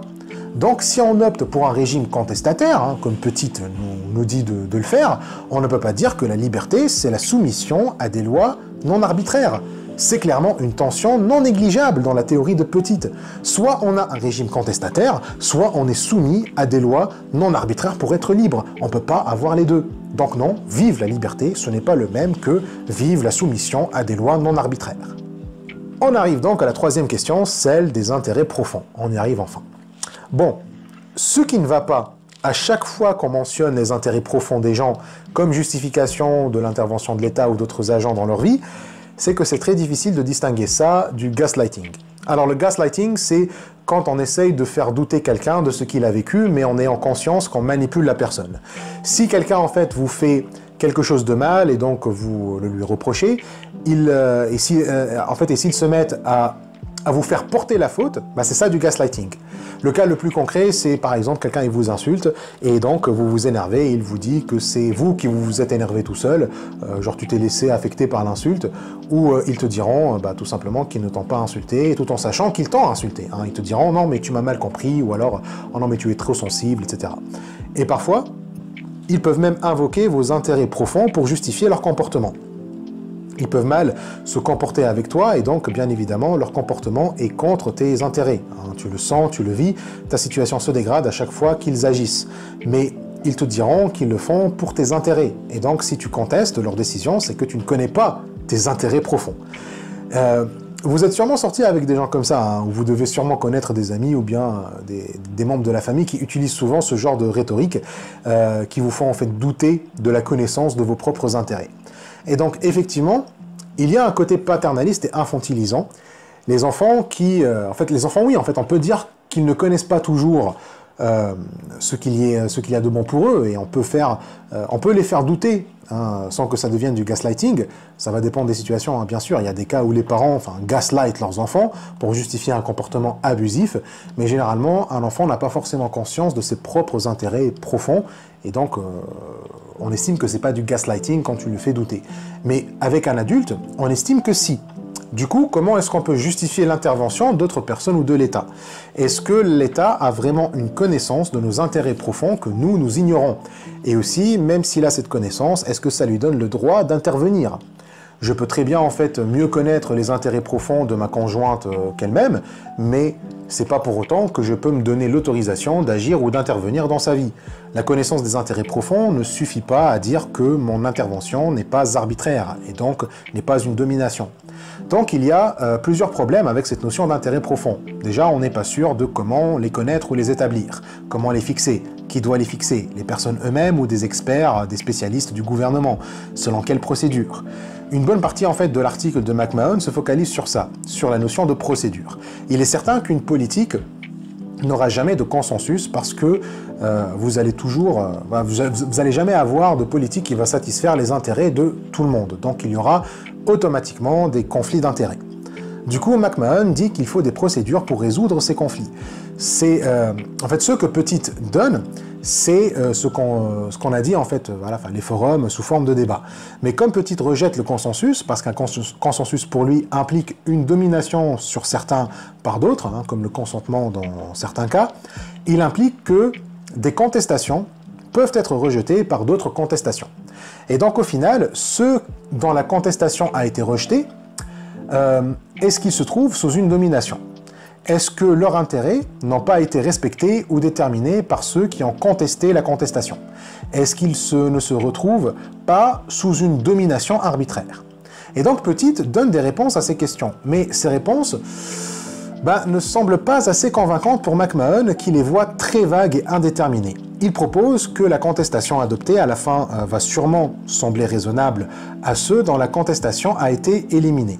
Il dit qu'il y a des zones de désaccord raisonnables, c'est-à-dire une zone où le désaccord peut susciter une adhésion par ceux qui ont perdu le débat. Soit ils verront que la contestation qui a gagné le débat est plus en accord avec l'intérêt commun, ou ils verront qu'il y a des compensations pour leurs intérêts. Mais toujours, selon McMahon, ça ne nous dit rien sur le côté arbitraire ou indéterminé de la procédure ou la question. Les mêmes doutes sur les intérêts peuvent aussi apparaître concernant cette zone de désaccord raisonnable. Qui décide que les désaccords en question sont raisonnables? Et est-ce que c'est les intérêts de tous qui doivent être compensés. Si oui, alors il faut savoir si on parle d'intérêts subjectifs ou objectifs. Si on parle des intérêts subjectifs, déjà, ça va être beaucoup plus difficile à respecter parce que c'est trop particulier. Est-ce qu'on va essayer de satisfaire les intérêts subjectifs de tout le monde? Il y a peut-être en fait des intérêts qui sont impossibles à satisfaire. Ogien dit, imagine en fait l'intérêt au point de vue subjectif d'un psychopathe. Faut-il en fait le prendre en considération? Faut-il le respecter? Si on dit non, là pareil, qui décide quels intérêts subjectifs méritent le respect? On ne peut que se référer là à un intérêt objectif. Mais les mêmes questions sont soulevées. Selon quels critères? Qui va décider? Est-ce qu'on va en fait donner ça aux philosophes ou aux économistes spécialistes du bien-être? Là, la question, c'est qu'est-ce qui détermine un intérêt objectif? Est-ce que le bien-être est suffisant et est-ce qu'il correspond aux autres intérêts objectifs des gens? Parce qu'il n'y a pas qu'un seul intérêt objectif, bien sûr. Et même la notion du bien-être n'est pas si claire que ça. Le bien-être de qui? Le même bien-être du musulman n'est pas forcément le même de l'athée. Est-ce qu'on va seulement se focaliser sur le bien-être de la majorité? Mais qu'en est-il aussi des minorités? Même si en fait on dit avec l'exemple du psychopathe, c'est extrême, c'est une minorité dont on peut se passer, il n'y a pas que les psychopathes en fait qui passent dans la trappe. Comme dit Ogien, concernant les spécialistes du bien-être, ne risque-t-il pas d'exclure les individus non conformistes, imprudents, paresseux, dépensiers, peu soucieux de leur bien-être, de leur avenir, ou simplement un peu névrosés, de la liste des personnes qui expriment des intérêts objectivement importants et respectables? Donc si on établit en fait le bien-être comme intérêt objectif, c'est-à-dire que c'est un intérêt que tout le monde veut, on risque d'exclure des personnes qui ne sont pas très préoccupées par leur bien-être, et il y en a. Est-ce qu'il faut exclure les paresseux? Est-ce qu'il faut exclure ceux qui dépensent trop, les imprudents? N'ont-ils pas aussi des intérêts objectifs, ces gens-là? Les personnes qui préfèrent rester isolées et de ne pas trop participer ou être impliquées dans la vie civique, ceux qui préfèrent le travail individuel plutôt que collectif, on peut dire qu'ils ne contribuent pas au bien-être collectif, mais ils ont des intérêts à part qui sont tout aussi légitimes. Ian Carter, celui qu'on a mentionné lorsqu'on a parlé de la liberté globale je crois que c'était dans l'introduction, il a fait une critique de Pettit qui s'appelle A Critique of Freedom as Non-Domination, où il critique la notion de liberté chez Pettit et s'est focalisé sur cette histoire d'intérêt subjectif et objectif. Selon Carter, il y a une tension aussi chez Pettit entre ces deux types d'intérêts. D'un côté, il semble plus préoccupé par les intérêts subjectifs des gens, mais d'un autre, lorsqu'il s'agit des criminels, ce qu'il a en tête, c'est des intérêts objectifs. Puisque selon Pettit, un criminel en prison n'est pas dominé, il reste libre parce que liberté égale soumission à des lois non arbitraires, pour qu'il reste quand même libre, la justice pénale doit viser à un intérêt non subjectif du criminel. Il est difficile de dire que ton intérêt subjectif est respecté lorsque tu es derrière les barreaux. Mais comme on a dit, ici on se demande si on est dans un cas de paternalisme. Il y aurait une autorité qui décide pour toi c'est quoi tes intérêts objectifs et toi tu fermes juste ta gueule. Tu peux contester, mais tu fermes ta gueule. Un autre truc qu'on peut objecter, donc une autre objection que Carter fait à Pettit concernant les intérêts, c'est lorsqu'il y a des intérêts en conflit. Pas seulement entre les personnes, mais dans les personnes eux-mêmes. Par exemple, je peux avoir un intérêt dans un système de taxation générale et en même temps un intérêt d'échapper à la taxe. Qu'est-ce qui fait qu'on est en fait... Qu'est-ce qu'on fait en fait dans ces situations, en fait, dans ces conditions? Et selon Pettit, il faut choisir l'intérêt le plus pertinent, ou relevant en anglais. C'est-à-dire, selon lui, l'intérêt commun. Mon intérêt est pertinent lorsqu'il est partagé par d'autres personnes, par le plus grand nombre. Philippe Pettit propose que ce sont les plus communément partagés ou ceux qui seraient sélectionnés par une décision collective. Donc, quand on a deux intérêts en conflit, il faut choisir l'intérêt qui est le plus en commun avec le plus grand nombre de personnes. Mais comme le dit Carter, il n'y a rien qui peut en fait m'obliger à considérer pertinents mes intérêts qui sont partagés par d'autres, à part un impératif catégorique. C'est juste par déontologie qu'on doit dire que l'intérêt pertinent, c'est celui qui est communément partagé. Un homosexuel au chômage va être obligé de mettre en avant son intérêt de trouver du travail plutôt que son droit s'il vit dans un pays qui ne reconnaît pas les droits LGBT. Il a clairement deux intérêts objectifs, mais apparemment il doit mettre en avant celui qui est partagé par le plus grand nombre. Mais pourquoi? Qu'est-ce qui peut justifier, à part une déontologie, un devoir moral étrange, qu'est-ce qui peut en fait justifier ça? Donc c'est une vision morale de la liberté. On dirait qu'en plus de l'obligation de se soumettre à des lois non arbitraires, il faut aussi l'obligation de prioriser l'intérêt commun, sinon on n'est pas libre. C'est une liberté morale pour le coup, une liberté vachement positive. Si on t'impose des restrictions sur ta liberté, mais que ces restrictions sont morales, alors ta liberté n'est pas restreinte. Si on met en avant l'intérêt commun, et qu'il t'empêche de faire des trucs dont tu as l'intérêt de les faire, on te retire en fait, on ne te retire pas ta liberté. En fait, le non-arbitraire, c'est ce qui est moral finalement. Donc c'est bizarre que Petit lui-même nous assure que sa conception de la liberté est amorale. Et donc on se retrouve à dire que quelqu'un qui a un intérêt légitime à faire quelque chose et qui ne peut pas le faire parce qu'il a l'obligation morale de choisir un autre intérêt, qui serait commun, reste libre. Tu peux pas faire un truc... en fait, je ne peux pas faire un truc dont j'ai un intérêt légitime de le faire pour des raisons morales d'intérêt général, mais je reste libre. Ça marche pas comme ça. Ça ressemble vachement à de l'arbitraire, là, non, ok? Parce que la pertinence des intérêts ici semble arbitrairement choisie. Comme dit Augien, en posant rhétoriquement les questions, le risque d'imposer des lois qui seront arbitraires pour une partie de ceux qui devront s'y soumettre peut être écarté par ces procédures. N'est-ce pas une justification possible de la tyrannie de la majorité? Donc au final, cette histoire d'intérêt, c'est surtout elle qui n'est pas pertinente. J'imagine que vous vous en êtes douté, et là on a juste en fait confirmé vos doutes, donc rien à ajouter. Mais en fait là, toutes les questions, les 4 questions, c'est des questions auxquelles Augien apporte une réponse.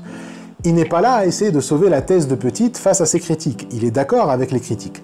Toutes ces questions sont amenées à cause des deux premières, du deuxième critère, dans la définition de la domination par Petit, le non-arbitraire, ou comment il essaye de justifier le non-arbitraire. Cette histoire d'intérêt, des lois non-arbitraires identifiables conceptuellement avec la liberté, les menaces non-verbales et la question suivante, sont des critiques légitimes de la liberté comme non-domination de Petit. Augien, en fait, s'il nous dit qu'il va se focaliser sur la 5e question qui sera l'objet de la prochaine vidéo, c'est parce qu'il va justement amender la définition de la liberté selon Philippe Petit pour ne pas qu'elle suscite toutes ces critiques. Voilà, maintenant on passe à la 4e question qui est celle du conséquentialisme. Si la non-domination est conséquentialiste, est-ce qu'on peut accepter une certaine quantité de domination si ça va réduire la domination au total? Et on reprendra aussi l'histoire du statut, du statut social qu'on a évoqué dans la première question. Alors, avant de répondre à cette question, il faut revenir sur ce que Petit appelle une domination, mais dans des termes concrets. Qu'est-ce que ça signifie en fait dominer quelqu'un sans faire intervenir les notions d'arbitraire et de non-arbitraire? Dominer quelqu'un signifie, selon Petit, le priver de pouvoir de contrôle sur son corps, sur les produits de son travail et plus généralement sur ses choix. Ce contrôle peut être plus ou moins intense et porter sur une gamme de choix plus ou moins large. Le coût pour échapper à ce contrôle peut être plus ou moins élevé. Tous ces critères peuvent servir à définir les degrés de domination et de non-domination. Donc, comme on a vu à plusieurs reprises, la domination se fait par des degrés. Certes, selon Christian Nolot, dans un article qui va nous concerner plus loin, l'interférence reste plus concrète que la domination. C'est plus facile à identifier et donc peut-être mieux quantifié, mais on peut le dire aussi pour la domination. La domination, comme l'interférence, c'est déjà un contrôle qui est plus ou moins intense. Et on peut aussi déterminer cette intensité selon la gamme de choix à la disposition du dominé. Plus j'ai des choix, et que je suis en mesure de faire, moins intense est la domination. En d'autres termes, elle est quantifiable. Et comme la domination est quantifiable, alors la non-domination est quantifiable aussi. Elle a des degrés, des intensités qu'on peut calculer, mesurer et quantifier. Et ça tombe bien, parce que quand tu as une valeur que tu veux promouvoir, ici la non-domination, ça aide lorsqu'elle est quantifiable. Et souvent, les valeurs quantifiables, c'est très pratique pour des visions conséquentialistes. Une vision ici, c'est une vision normative, c'est-à-dire vous avez une vision de l'existence qui ne se contente pas de décrire cette existence telle qu'elle est, mais plutôt comme comment elle devrait être. Vous dites que l'existence doit être comme ça, c'est-à-dire conforme à une certaine valeur. Si vous êtes conséquentialiste maintenant, vous allez dire que toute action qui contribue à répondre à cette valeur, c'est bien, voilà, c'est une bonne action, et qu'il faut donc imposer, mais vous avez la chance de pouvoir le démontrer puisque la valeur en question est quantifiable. Effectivement, si vous militez pour une valeur qu'on ne peut pas quantifier, on ne peut jamais savoir si on peut la réaliser ou pas, hein, cette vision normative. Par contre, s'il y a des degrés ou des intensités mesurables, là on peut se faire entendre. Donc la doctrine conséquentialiste, pour citer Augien, vise à promouvoir des valeurs, c'est-à-dire faire en sorte qu'elles se réalisent autant que possible ou qu'il est souhaitable. Dans ces conditions, il est important que la non-domination puisse être quantifiée pour être ainsi dire qu'elle se présente par degrés. Alors jusqu'ici tout va bien, c'est clair. Le conséquentialisme semble être la meilleure perspective sur laquelle on peut fonder le républicanisme ou la liberté comme non-domination, parce que la non-domination est quantifiable. Si c'était juste une valeur qualitative, qu'on ne peut pas en fait mesurer et qu'on l'impose, pour vous, ça n'a pas d'importance en fait, les conséquences que ça peut avoir. Ça serait une valeur ou un bien plutôt, dont la valeur ne dépend pas de son contexte politique, de l'impact qu'il peut avoir sur la vie des gens. Pour un conséquentialiste par contre, non. Un bien n'a de valeur que s'il a des bonnes conséquences. Un bien n'a pas de valeur en soi. Il n'a de valeur qu'à travers les conséquences concrètes qu'il a sur la vie des gens. Ainsi, le bien, dans un sens moral, est lui-même une conséquence des actions des gens. Un acte n'est jamais bon en soi, mais bon selon l'impact qu'il a. Donc le principe du conséquentialisme, c'est dire que la justice est ce qui produit les meilleures conséquences. En général, les meilleures conséquences sont déterminées par la société et non pas par les individus, parce que ce qu'on vise, c'est les conséquences sur l'ensemble des gens, pas sur les gens particuliers, du moins en théorie politique. Dans le contexte de la non-domination, être conséquentialiste, ça veut dire deux choses en fait. Premièrement, que la non-domination produit les meilleures conséquences sur l'ensemble de la société ou pour le plus grand nombre. Et de deux, il faut trouver le meilleur ou les meilleurs moyens de la répandre. Et c'est là où les problèmes commencent. On peut noter deux soucis. Le premier concerne les valeurs que le conséquentialisme cherche à promouvoir. Le problème, c'est qu'il ne s'y intéresse pas vraiment. Si on fait la promotion de la non-domination, c'est parce qu'on considère qu'elle cause de meilleures conséquences pour le plus grand nombre dans un contexte précis. Mais sinon, en elle-même, elle ne vaut rien. Le conséquentialisme, comme dit Augien, fait une séparation entre d'un côté la question des valeurs à promouvoir et la question des normes de leur promotion. C'est-à-dire qu'il délaisse la question de savoir quelles valeurs il faut promouvoir, la liberté, la justice, la solidarité et la tolérance, dans le sens de valeur en soi. Faut-il en fait promouvoir telle ou telle valeur parce qu'elle est bonne en soi? À la place, il se demande s'il faut en avoir le plus possible ou une qualité suffisante, quantité suffisante. Augien, d'ailleurs, il a écrit un livre avec Christine Tapollet, qui s'appelle Le concept de l'éthique, qu'on a déjà mentionné, mais c'est un livre qui est surtout une critique du conséquentialisme. Ou plutôt, il défend un certain conséquentialisme modeste. Ce qu'il rejette, c'est le conséquentialisme maximisateur.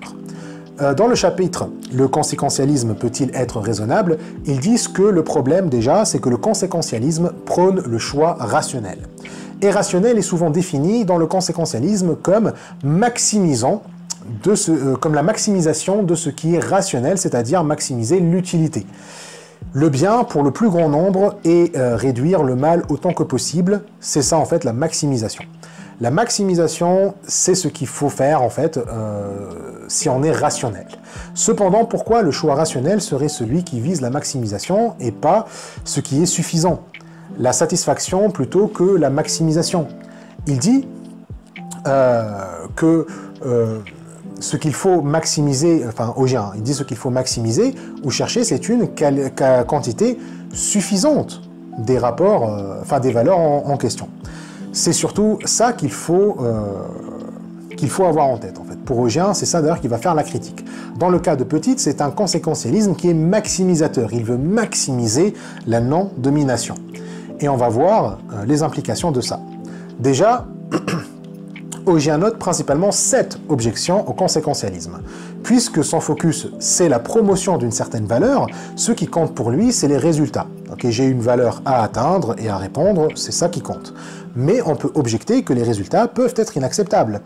Est-ce qu'on accepte, par exemple, de torturer une personne innocente si ça contribue à la promotion d'une valeur, même si elle est bénéfique pour le plus grand nombre? On peut objecter que le conséquentialisme brouille la distinction entre les personnes. Il traite les gens comme interchangeables. Et aussi, ça ne respecte pas les droits qui sont juste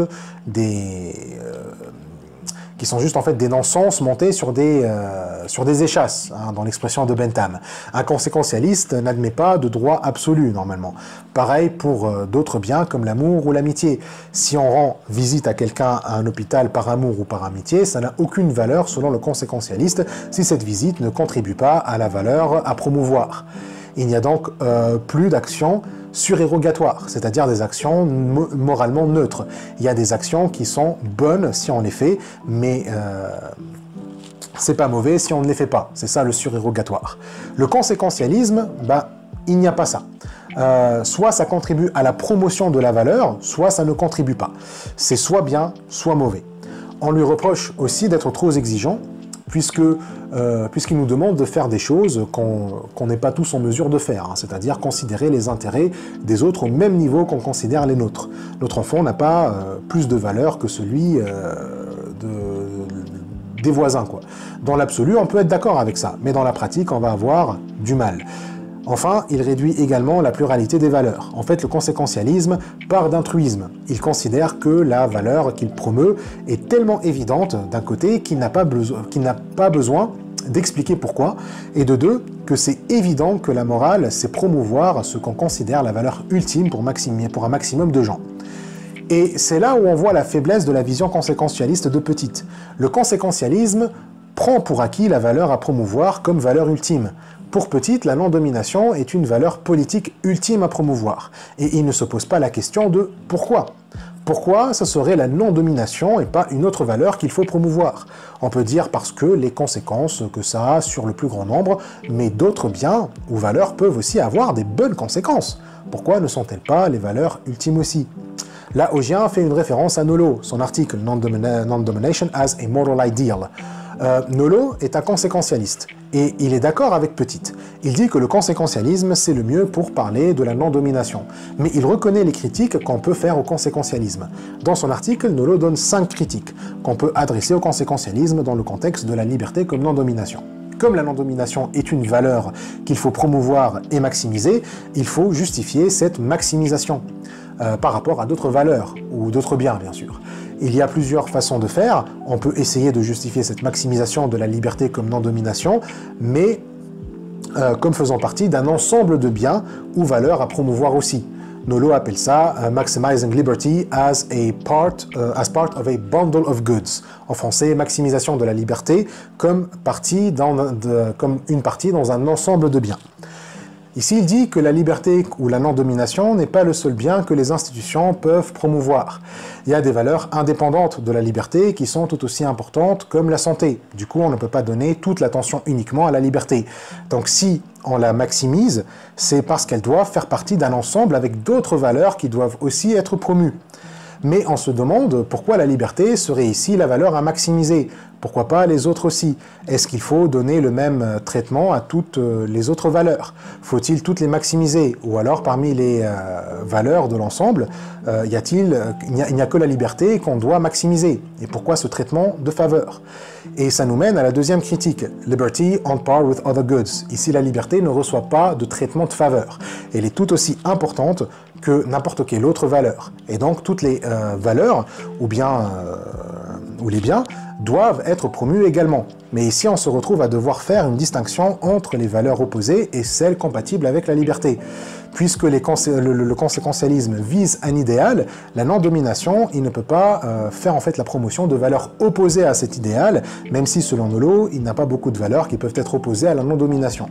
Du coup, sur quels critères on peut justifier cette discrimination? Et troisième critique, liberty as a dominant good. Ici, on dit que la liberté est une valeur dominante. Du coup, ici, il faut justifier cette hiérarchie a priori entre la liberté et les autres valeurs. Il faut lui donner un statut particulier qui déjà va la retirer de l'ensemble des biens. Elle va être une valeur à part, spéciale, et ça va être très compliqué de justifier en quoi la liberté serait plus dominante que la justice ou la santé. La quatrième, maintenant, pousse cette critique encore plus loin. Maximizing liberty as an absolute. Donc si on la maximise, c'est parce que la liberté, là, elle est considérée comme une valeur absolue. Ici aussi, on a une valeur qui peut tolérer les autres, mais va toujours les marginaliser.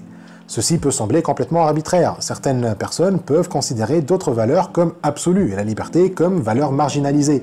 Certains peuvent vouloir que la sécurité ou le confort matériel soit une valeur absolue au lieu de la liberté. Et selon Nolo, le problème ici, c'est dans la maximation. Si on veut maximiser une valeur, on va se trouver à en choisir qu'une seule.